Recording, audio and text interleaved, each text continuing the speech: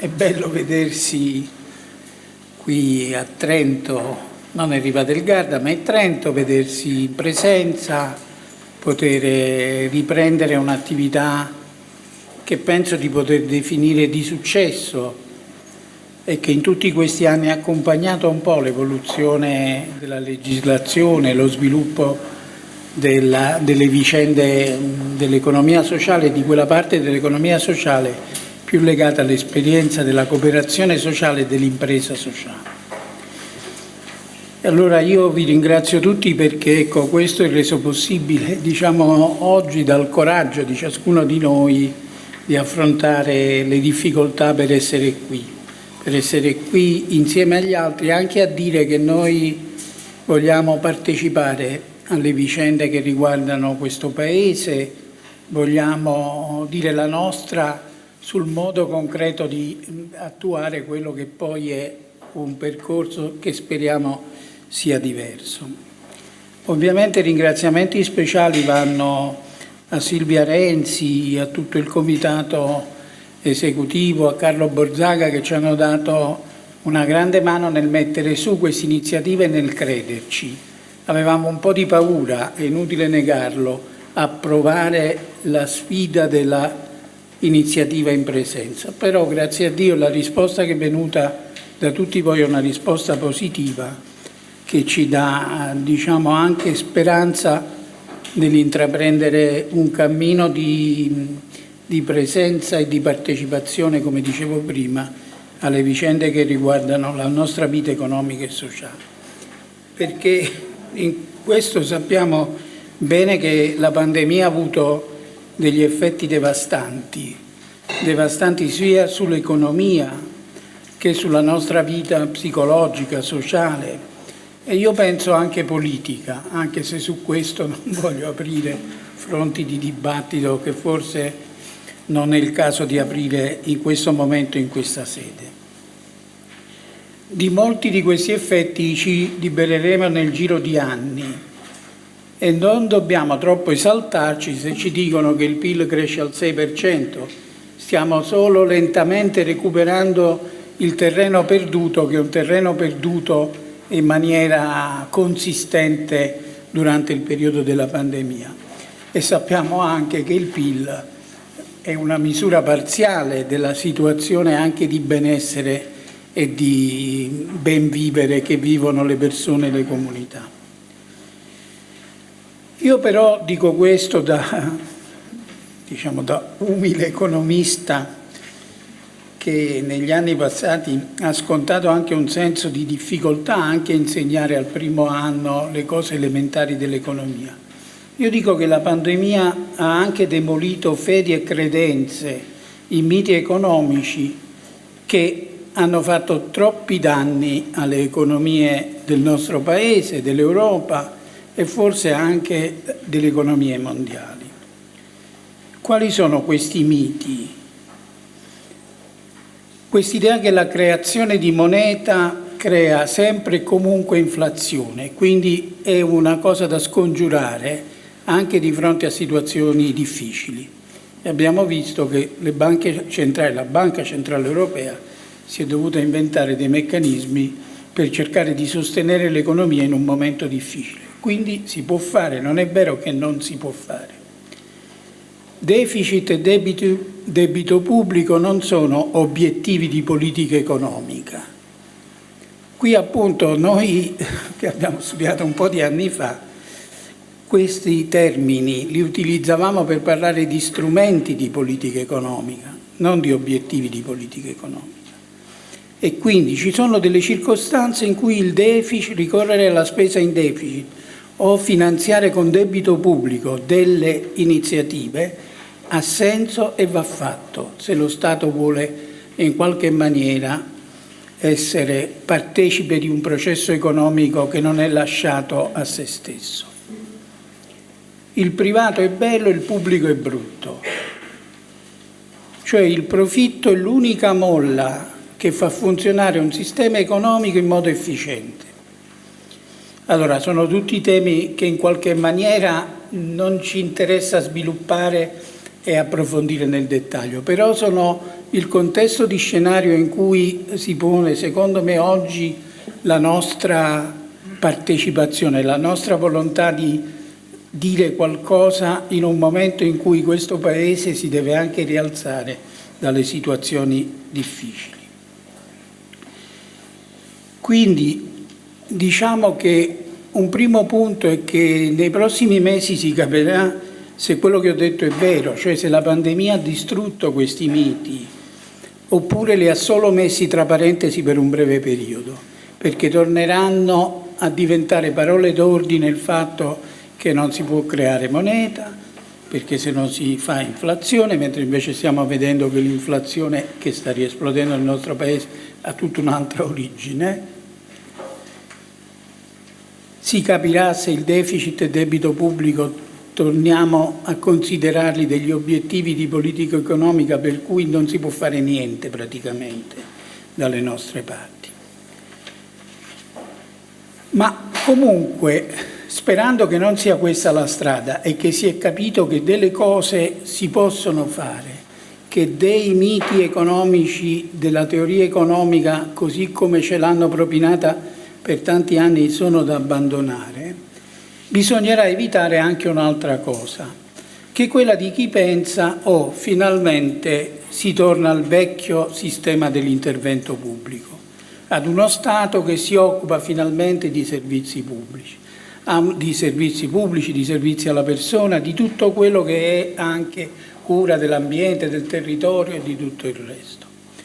Con quest'idea che lo Stato ha in fondo delle capacità di coprire a 360 gradi tutte queste aree che concernono anche il benessere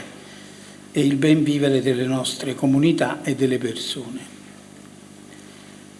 Allora, qui secondo me bisogna essere chiari, lo Stato non ce la fa, non ce la faceva 30 anni fa e di questo sarà interessante parlare anche nella parte in cui ricostruiremo un contesto storico in cui è maturata la 381, direi figuriamoci oggi che uno Stato sfibrato da 20 anni, da 30 anni di politiche di disinvestimento sulla pubblica amministrazione.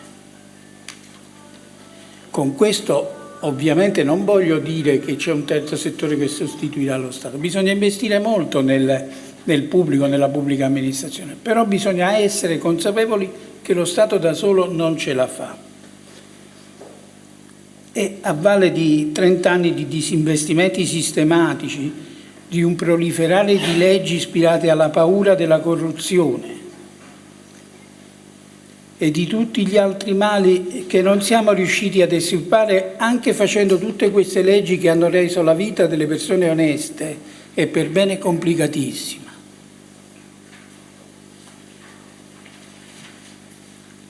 E quindi in questo senso è tempo di cambiare logica anche nella pubblica amministrazione, ma è tempo di guardare all'impresa sociale come a una risorsa importante per il rilancio del Paese,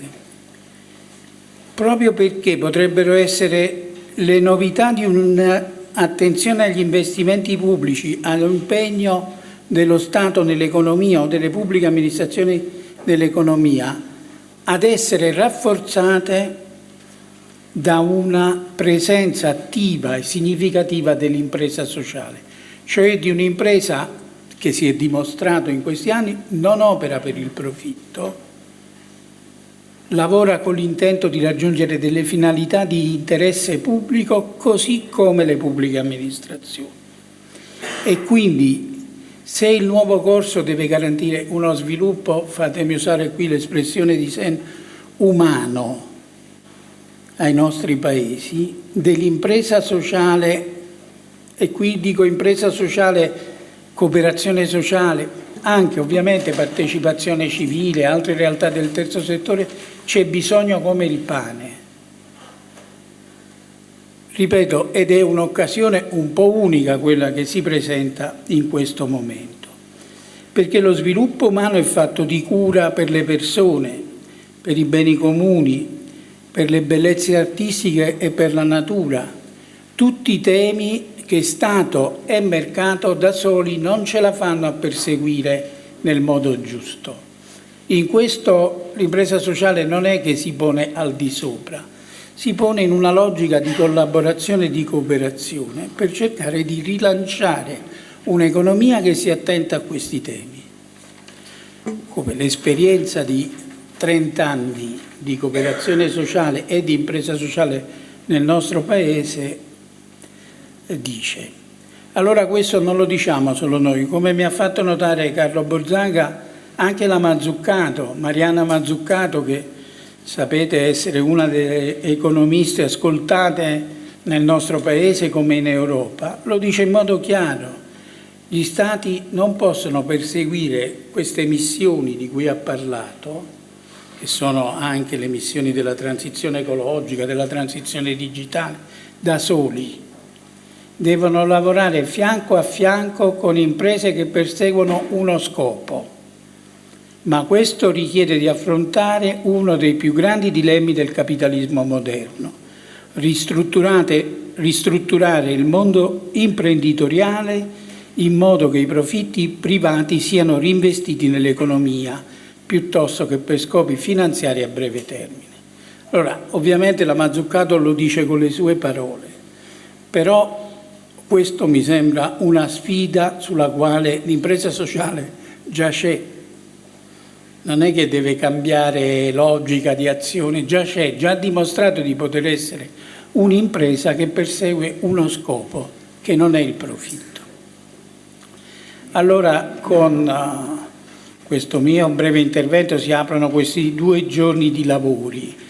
che quindi sono giorni nei quali ci intendiamo da un lato celebrare l'anniversario della 381, quindi di una legge che per noi ha rappresentato un momento importante dell'evoluzione sociale, economica e quindi non solo legislativa del nostro Paese. Una legge che ha sancito l'esistenza di una possibilità di un'impresa diversa, che in qualche maniera era negata dalla teoria economica e, se vogliamo, anche dall'impostazione legislativa precedente. Una legge quindi importante, di cui proveremo anche a capire, aiutandoci con chi ci fornirà un po' degli elementi per ricostruire il quadro storico, anche le promesse che quella legislazione sembrava lanciare e le parziali delusioni che dobbiamo raccogliere oggi, tant'è vero che dobbiamo fare il discorso che vi facevo io all'inizio. Ma non è solo, una celebrazione di un anniversario, è volere capire come possiamo fare tesoro degli errori anche che sono stati fatti in questi anni, tutti, e mettere questa esperienza così, secondo noi, significativa di imprenditorialità sociale a servizio di quello sviluppo umano di cui parlavo prima, che, ripeto, né Stato né mercato da soli o anche in sinergia tra di loro riusciranno mai a raggiungere. Su questo sono un po' categorico, ma l'esperienza mi dice che è proprio così.